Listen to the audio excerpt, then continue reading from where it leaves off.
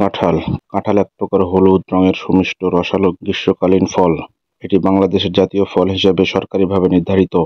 বৈজ্ঞানিক নাম অক্টোকার্পাস হেটেরোফাইলাস। এটি মরাসিয়া পরিবারের অক্টোকার্পাস গোত্রের একটি ফলজ উদ্ভিদ। এর আদি নিবাস দক্ষিণ ভারতের পশ্চিম ভাগ এবং মালয়েশিয়ার অতিবৃষ্টি অরণ্যের মধ্যভূমি অঞ্চল। কাঁঠাল গাছ গ্রীষ্মকালীন নিম্নভূমিতে ভালো উপযোগী এবং বিশ্বের ক্রান্তীয় অঞ্চলে ব্যাপকভাবে চাষ হয়। কাঁঠাল সমস্ত ফলের মধ্যে বৃহত্তম ফল। ওজনে 50 কেজি, দৈর্ঘ্যে 90 সেন্টিমিটার এবং ব্যাস 50 সেন্টিমিটার পর্যন্ত হতে পারে।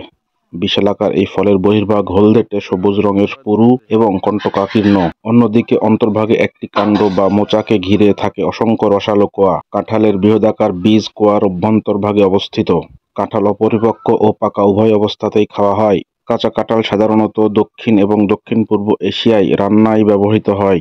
কাঁচা কাঁঠালকে বলা হয় এঁচোড় বা বাঙালি সমাজে গাছপাঠা নামেও সমাধিক পরিচিত।